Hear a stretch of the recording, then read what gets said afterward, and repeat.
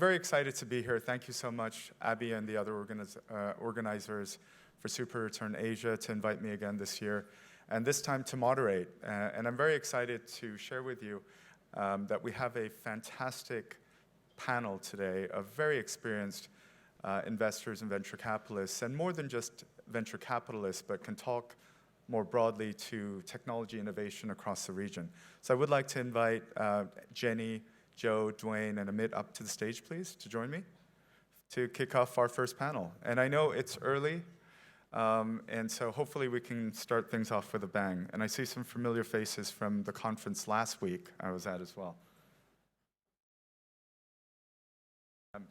However you want. We're very flexible. So I know we don't have a lot of time, and we do have a lot of content to cover. So what I'd like to do is I'll ask my panelists to briefly introduce themselves, their firms, and what they do. And then we'll kick off with a number of questions. I will try to save time for audience questions, maybe one of two of them at the end. So if you do have any, please keep them in mind, and we'll get things started. So maybe we'll start with you, Jenny, ladies first, as always, to kick things off for us. Hi, everyone. I'm Jenny Lee, GGV Capital. We are a multi-stage venture capital firm focused on, basically multi-stage early and mid growth stage companies, both in the US and China market, primarily TMT in focus. This is Amit from Jungle Ventures. We are based in Singapore, early stage venture firm. Been investing in the region for about 6 years now, primarily focused in Southeast Asia and early stages. Morning. Zhou from Keytone Ventures. We're China-focused early growth venture investor. Morning, Duane Kuang, Qiming Venture. We are early growth venture firm in China, focusing on internet consumer, healthcare, information technology, and clean tech, 4 sectors. I will briefly introduce myself and my firm. So TransLink Capital, we are a Silicon Valley-based early-stage technology venture capital firm, but we work very closely with corporates in Northeast Asia across Japan, Korea, Taiwan, and China. So the first question that we'd like to kick things off with, we talked earlier about Asia as a big market, but also Asia now has become increasingly more of a source of innovation. Being from Silicon Valley and typically being brainwashed like most of us out there, we'd like to think that we have a monopoly over innovation. And it's very clear that in this day and age, that is certainly not the case. In fact, there are many examples where innovation is now being led by startups in Asia. And so for the first question to the panel today, I'd like to ask each of the panelists to talk specifically about areas that they've seen and they've actually helped some of these Asian companies, Asian startups, actually be the source of innovation and be on the forefront of innovation. So, Jenny? Yeah, so maybe to start off, just to give a little context, GGV Capital, we've been looking at both US business models and China business models over the last 17 years. So it's true that in the first inning, 2000 to 2010 timeframe, when internet was on the rise in Asia and China, we do see companies and startups here in China saying, let me just duplicate or copy different business models from the US. If US has a search model, that's bound to be a search in China. If US has e-commerce requirements, then obviously you're going to see similar needs in China as well. And so in the first inning, we do see copy to China, where business models are being copied to China from a business models perspective and market. However, the China market has changed tremendously. Over the last 17 years, we see China getting onto the PC internet train, and then from 2010 onwards, the mobile internet train. So today, China has a market, for those of you who's not as aware, China has over 800 million mobile internet users.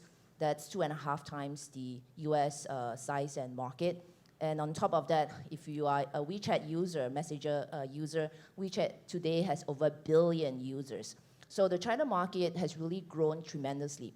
And because of that growth in consumer, it has now actually surpassed the US, even in mobile internet, in terms of innovative business models that we've seen. So one, the size of the market has changed tremendously. And then second, when I first came to China in 2001, labor cost here was low, right? We talked about how China could be the next outsourcing destination in addition to India. And if you compare the cost of an average engineer 2 years out of school, it was 20 to 30% lower than the India engineer. Today, the cost of a Chinese engineer has doubled. It's probably twice the cost of an Indian engineer. And so, has cost increased as well, and the labor dividend in China goes away. The need for innovation is also tremendous. How do I now do the job where in the past I have 10 guys, receiving, say, making tele sales? Today, can I do it with 2? And so as a result, the big innovation that we're seeing here are 3 areas, 3 big trends that I'll just highlight. The first trend is technology-enabled disruption.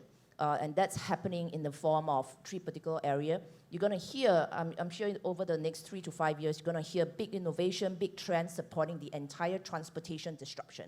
So in the transportation area, you're going to see more interesting business model coming from China, both partly from support of the Chinese government, but also from innovation in the Chinese community. One around, ride sharing. So we had, basically ride sharing started Uber in the US, and then we had Didi in China. But China came out with bicycle sharing, and that wave has actually taken on a global basis as well. So from a ride-sharing perspective, huge.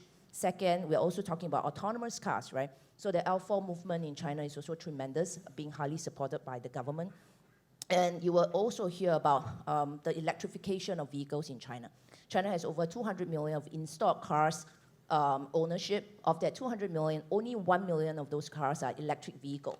And the Chinese government has said that they are going to push this to 5 million in the next 3 years. So again, another area of big innovation. So transportation disruption is one.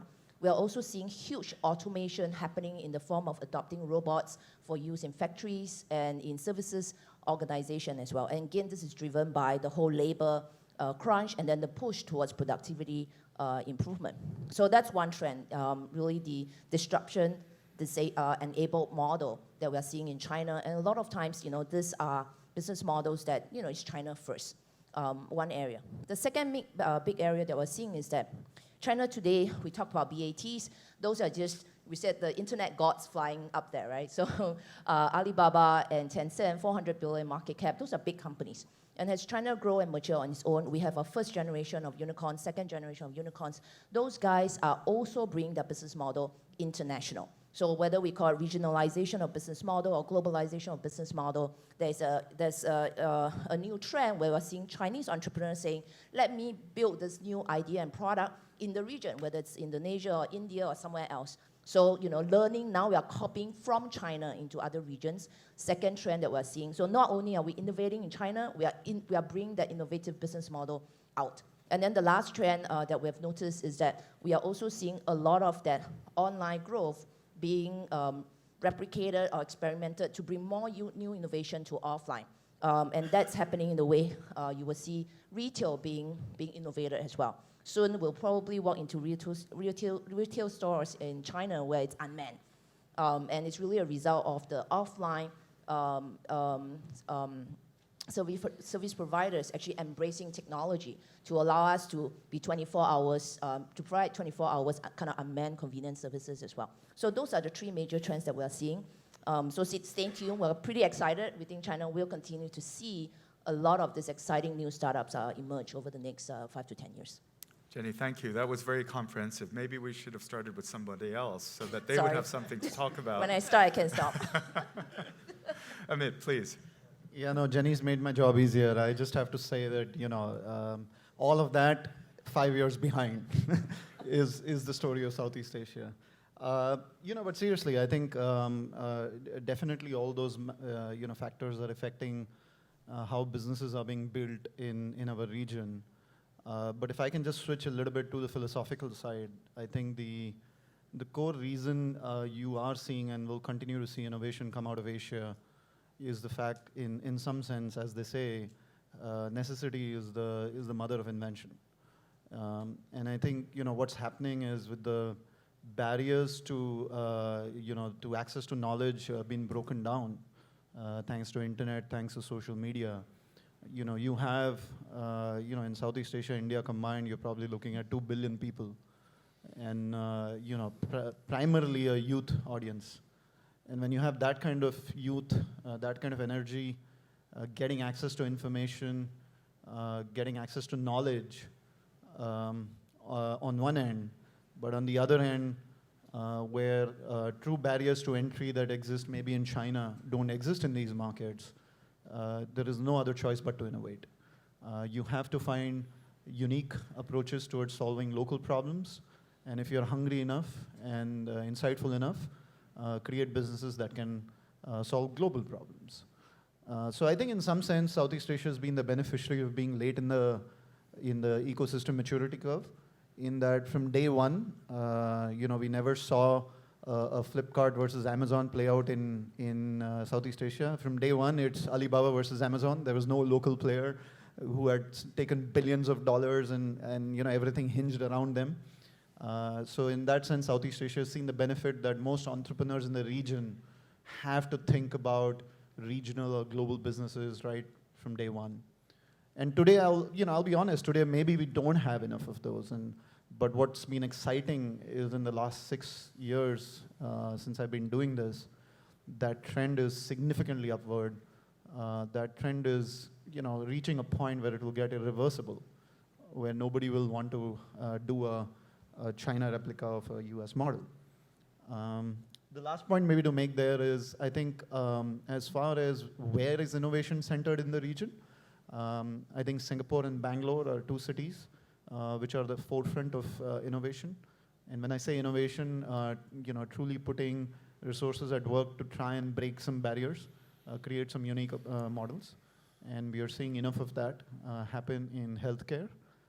We are seeing that significantly in financial services, some coming out of China, but also some unique models for the region. And we are starting to also see interesting stories come out in the B2B space. The interesting space about the region is that it's home to more than 100 million SMEs. And these SMEs are led by entrepreneurial founders who now have access to information, are on mobile, are digital, and are saying, why is my company still operating in pen and paper? Just a point in case, I met a company yesterday morning before coming here. They've gone from 0 to 50 million revenue run rate in 4 years, just in India, Malaysia, and Indonesia. B2B company focused only on SMEs. Never ever before have we heard stories like this. Yeah. Thank you, Amit. Zhou, please. Yeah, so I like to go a little further on what's happening. I think we all know, as Jenny covered in the early days, China has been the low-cost labor, source of low-cost labor. But if you look at overall today, the new innovation largely not only is coming from a larger user base and so on and so forth, but also some of the innovations coming from the sort of relatively mature industry infrastructure, meaning that you have a completely supply chain, and you have, I think China is, based on Boston Consulting Group's study, China is now probably 2 times in terms of investment in development technology rather than basic research. And that trends, then the US, then the trends goes on. So I think what's gonna happen next is that we're gonna see sort of another wave of elevated sort of infrastructure change that China used to be based on cheaper labor, but going forward, some of the new technology innovation or some of the new sort of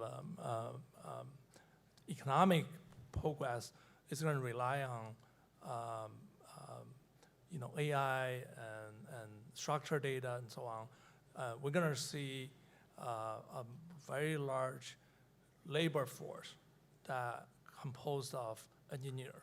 So for instance, today, science and technology or engineer graduates every year in China is probably about 8 to 10 times of the U.S. So if you count U.S., maybe half of those engineer graduates are foreigners, and they may not be able to stay in the States. So if you count that in, I think China, in the next 5 to 10 years, will very much dominate in terms of a sort of a structured labor force as engineer. So that's going to be behind a lot of innovations. Even today, for instance, we're talking about shared economy or shared bike. And if today we have, an idea, same idea, one from China, one from Silicon Valley, the entrepreneur in China can come up with that product probably in 3-4 weeks, a complete product, because there's such a mature supply chain and industry infrastructure. It's probably going to take longer in the U.S. And also going forward, I think we're all amazed by sort of Boston Dynamics, robotics technology, right? But I think in the next few years, we can sort of peel it open and look at each of the components. And China historically has been able to cost down everything, right? So we're going to see each of the components will be cost down in a major way. So I think if you were to invest, in the next 5 to 10 years, Asia is definitely the place in technology. Asia definitely is the place. Great. I think we all agree. Duane, please. I was going to say I agree, but they won't invite me back next year, so I'll try to come up with something. Okay, so I'll probably be a bit more specific rather than general, since I'm the last one to on this topic. I'll pick a few examples. One area that we're seeing a lot of innovation here in China, and I think China is certainly at the first tier globally, is in the area of AI, artificial intelligence. And for a couple of reasons. One, talent. Many of the AI talents who are active here in China are not necessarily home educated. But if you look up the international top AI, artificial intelligence papers, and I actually did a search of the top 100 papers or something like that. There is such a ranking. You'll notice that probably close to half of them would have at least one co-author with a distinctive Chinese-looking last name. And so there are a lot of Chinese students and scholars and scientists, whatnot, studying in the U.S. or abroad and whatnot for the last many of years. And then because of a lot of the governmental industrial policies, which are highly encouraging for many of these folks to return and set up companies in China. So we are seeing a large influx of these top AI talents, whether they are professors from CMUs or Stanfords and whatnot, doing setting up startups or joining startups here in China. So that's one. So the talent aspect of it is one reason. Second reason for AI to likely go a bit faster here in China is in the latest wave or the latest AI trend is that of machine learning and deep learning, and that you need two things. You need a lot of horsepower, you need a lot of data. Horsepower is quite universal. You can get an NVIDIA GPU here, you can get an NVIDIA GPU in Silicon Valley, so there's no national border. But data does have national border, and there's a lot of data here in China. And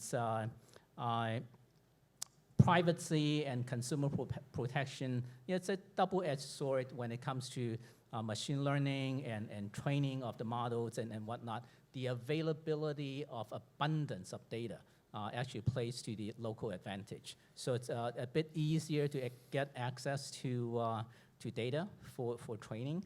So that's the second reason. And the third reason I alluded to in reason one is industrial policy. When it comes to things like autonomous drivings and so on, I don't really see a tremendous consumer need locally to get rid of drivers and whatnot here. However, autonomous driving is an area where I am sure the government sees as a way to leapfrog the GM and the Ford and the more traditional, well-entrenched automakers, global players in the world. There's no top-tier, globally recognized automaker right now in China, short of Geely, which acquired Volvo and sort of take a different approach. So I would envision the Chinese government getting pretty quickly on their feet to pass legislations and so on and so forth, enabling actual city trials for on autonomous driving if it enables a local homegrown auto industry. So all these factors play into helping this particular area of innovation. So we do see a lot of opportunities, and we are investing in quite a few of these opportunities. When we saw the announcement from Apple for the Apple X, iPhone X, and the Face ID and whatnot, actually a week or two, probably 2 weeks prior to the Apple announcement, Xiaomi already made the announcement that they will be using Face ID, face scan for unlocking the cell phone using a local technology company's technology. It's a company that we invested in, Face++. So that same approach and same technology is already being applied here in China.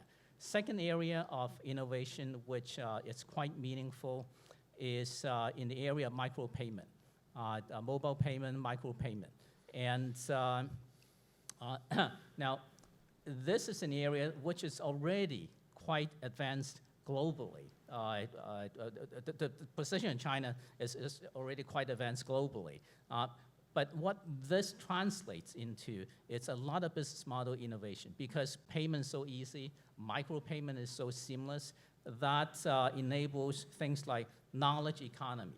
Now you can pay 50 cents for something you just read and you like, and you in the flip of your finger, you could reward the author of that particular piece of, or somebody should just answer your question.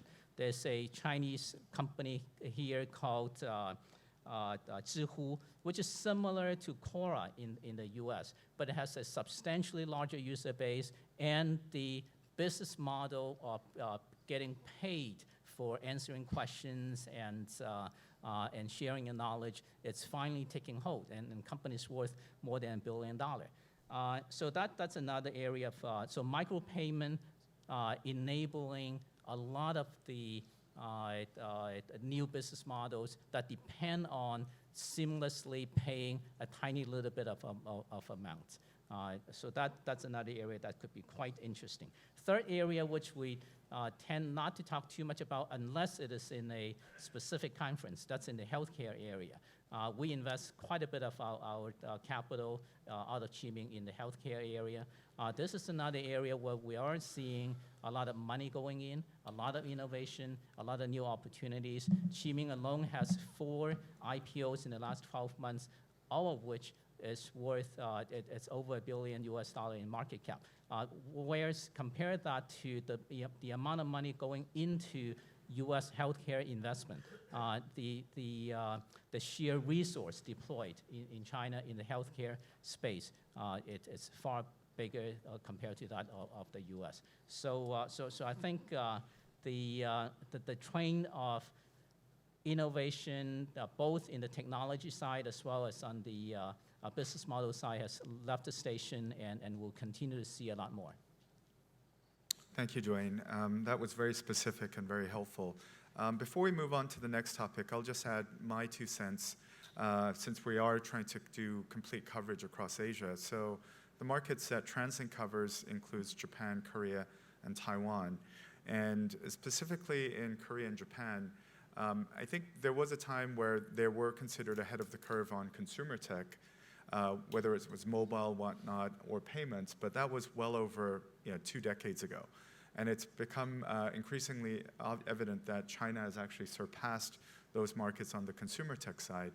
But there is an area in those markets that they still are well ahead of the curve, which is both component technology and manufacturing as well, advanced manufacturing. And one of the areas that is emerging from those countries in terms of innovation is robotics.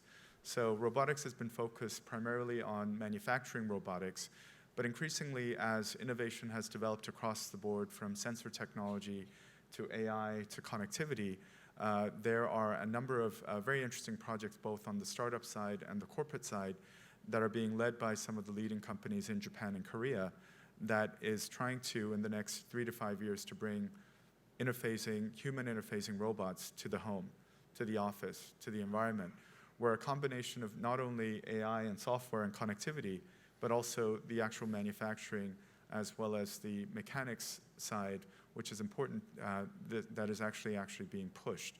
And so, for example, the recent DARPA challenge, which was a global open competition, was won by a team out of Korea. And there continues to be a lot of activity where they combine a lot of these innovations across the board, assemble that into a product, and try to build further consumer products out into the market. So moving on to the next specific topic. So we've talked about kind of macro trends and examples of where Asia actually, instead of being a follow now, is now actually on the forefront in many different areas in terms of technology innovation. Now I'd like to bring it down a notch, a little more specific and concrete, and talk about each of the firm's approaches where they look at these innovations, and specifically, what is your interest, Jenny, among those different innovation areas today? So at GGV, we have 3 major trends that we're looking to capture. One, in terms of consumer consumption, I mentioned this. So we've invested in e-commerce companies, cross-border e-commerce business models, and increasingly we are seeing offline disruption, which we call new retail, that's happening as well. So the way consumers are purchasing products, it's not just online, going to a web store, and as Duane also mentioned, because of mobile payment, ease of mobile payment in Asia and in China, you can actually now take that online payment and be able to apply offline in terms of unmanned automated convenience stores. So that's one area that we looked at. The second area is around enterprise. A lot of times we said China has no enterprise type companies, no SaaS, software as a service, but actually it's coming. It's coming in a different form. It may not be software as a service, but it's likely going to be like an AI plus thing, which I'll come back to it. With the amount of talent that we have in China for computer vision, for algorithms, for deep learning, it's extending that expertise into making enterprise processes a lot more efficient. So I'm not just buying a new CRM system online. I'm now buying a CRM chat box, a bot that can help you automate maybe 50% of your customer service inquiries and stuff. So the enterprise part is also big. And then the last one is frontier tech area, which I'm looking at. So within the frontier tech area, I'll just highlight two specific portfolio examples of the type of business model that we're looking at. The first one is actually in the automation sector. So a lot of times when I'm in the US on panels, people ask, when you think about automation, are you afraid that robots will take away jobs from labor, right, from employees? The loss of jobs, what's going to happen there? How do we think about technology really taking away those jobs? And a lot of times my answer is that it's not taking away jobs per se. It's actually making a lot of the jobs that's out there could be repetitive tasks. And many times we are also seeing that these tasks are no longer repetitive, but they are pretty high level. However, those jobs are better done with robots. So an example of a company here. In China, over 90% of factories and companies, manufacturing facilities in China, they are not automated. So between zero automation to full automation, about 90% are not automated. You have less than 10% that's between some form of automation. One of our portfolio company actually uses computer vision to help the factories process and automate a lot of the work. This company actually services a client called, it's actually in the food industry that does mushroom picking, right? So the Chinese love their mushrooms. There are over 1,000 categories of mushrooms around. And in the past, what the factories does is that they actually have to hire workers who are 10, 20, 30 years of experience looking at mushrooms. So all the workers does is look at the factory line and identify mushrooms as it goes on the conveyor belt. And for mushrooms that has little white caps that's not supposed to be there, they pick it out and throw it into a discard bin. And for the good mushrooms, they'll sort it and put it into a basket, which will be sent to the restaurants. Now, it's really hard in China today to find workers who are 20, 30 years experience in mushroom picking. Even if you find them, they come at a huge price. And so even if you want to train That'll someone... be quite something to put in your resume, right? I have Like 20 you are years at expert. looking at mushrooms. Absolutely. So this is, again, an example where computer vision. So the company actually uses computer vision. You install different two-dimensional cameras to capture the image of the mushroom. They use deep learning to actually learn as mushrooms come along the conveyor belt to capture images of mushrooms. So the company now has built a huge database of over 1,000 categories of mushrooms in terms of images. And what they can do is you arm that with a robotic arm. The robotic arm can now automatically pick and suck up the mushrooms that is so-called 40 and throw it away.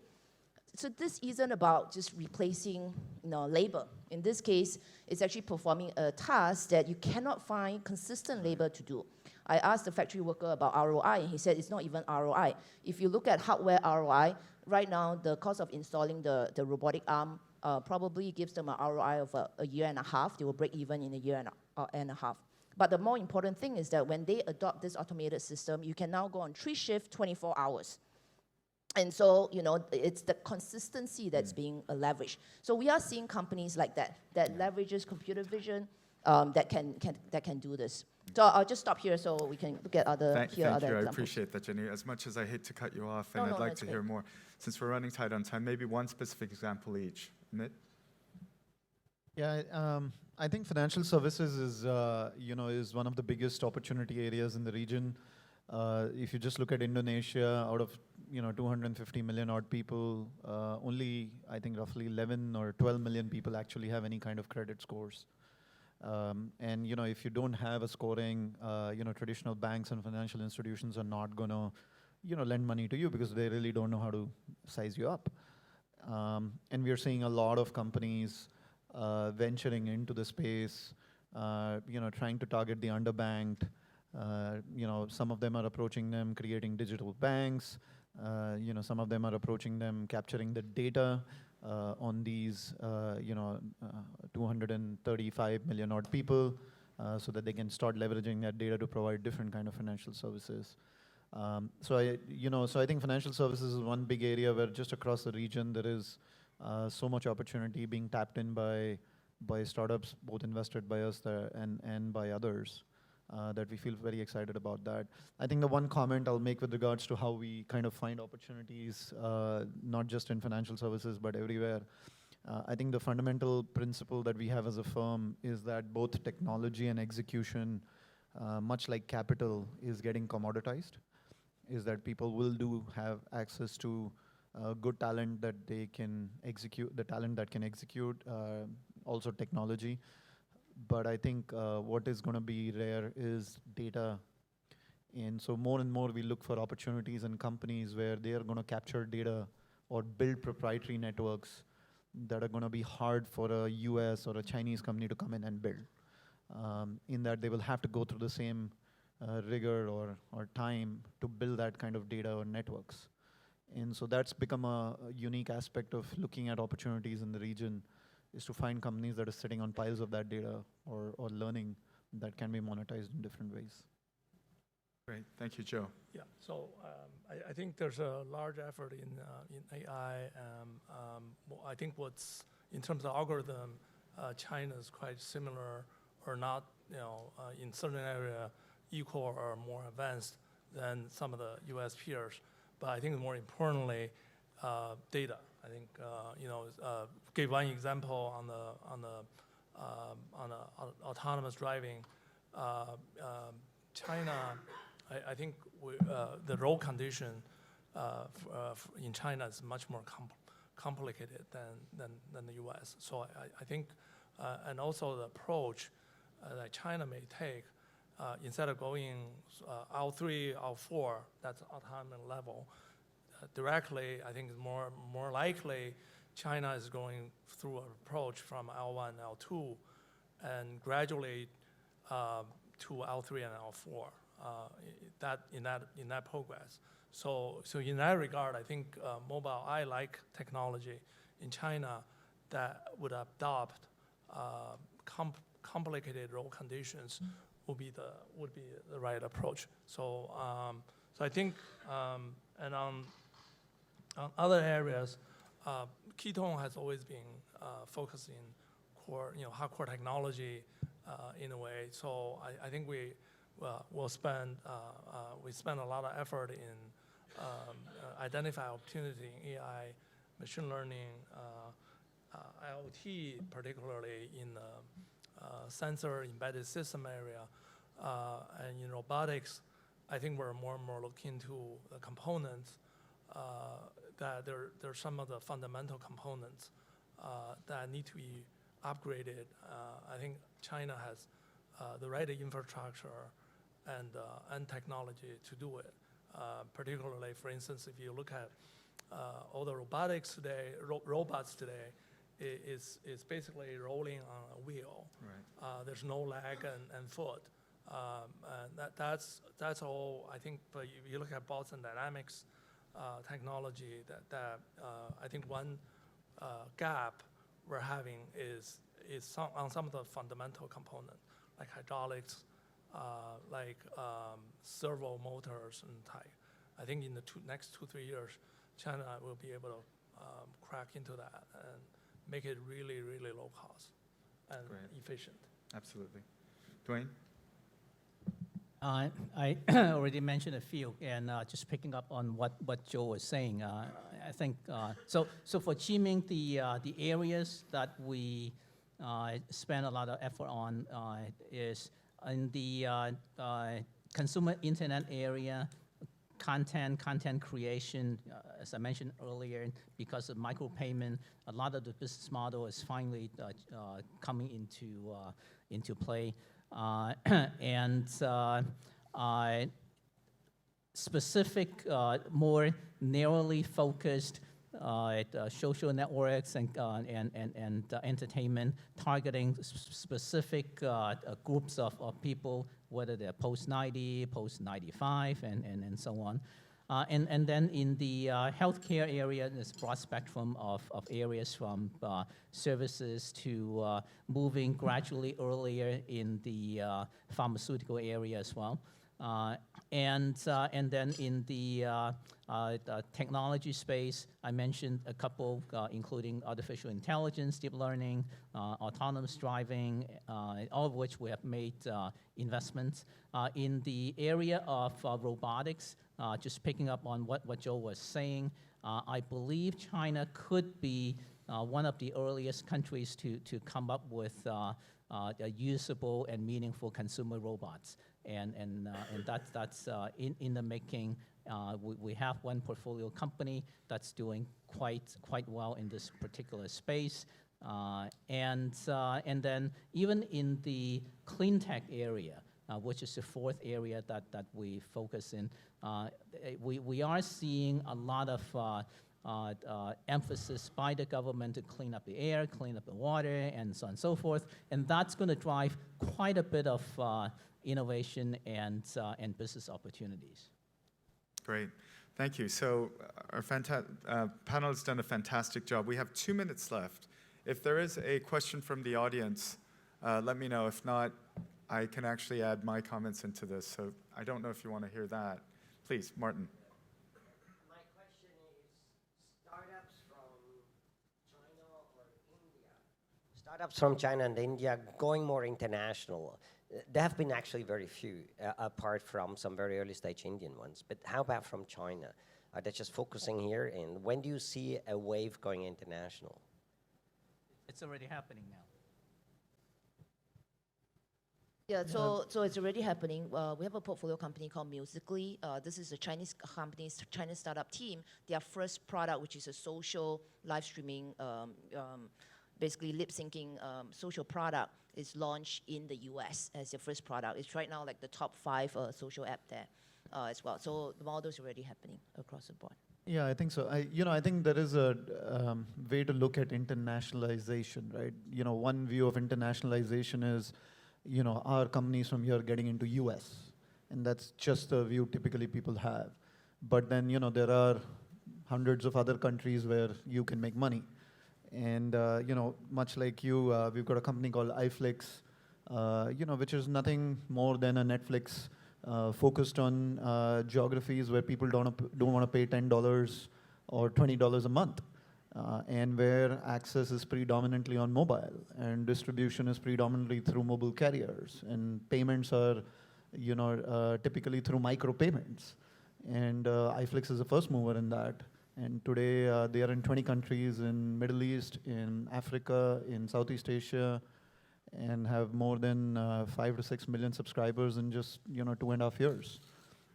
So I think that internationalization also has to be looked at it from a different lens, and where, because of connectivity, where all the opportunities are there in the world. Yeah, in terms of technology tool, I agree. I think there's a large entry barrier to US. For instance, you want to sell a cell phone in the US, you need to work out a patent protection with all the bigger players. Even Xiaomi hadn't done that. But there's a vast market in, especially, for instance, Southeast Asia. That's a natural expansion for Chinese entrepreneur or technology companies. That's already happened. Well, we were able to squeeze in quite a bit of content and a question, thanks to Martin.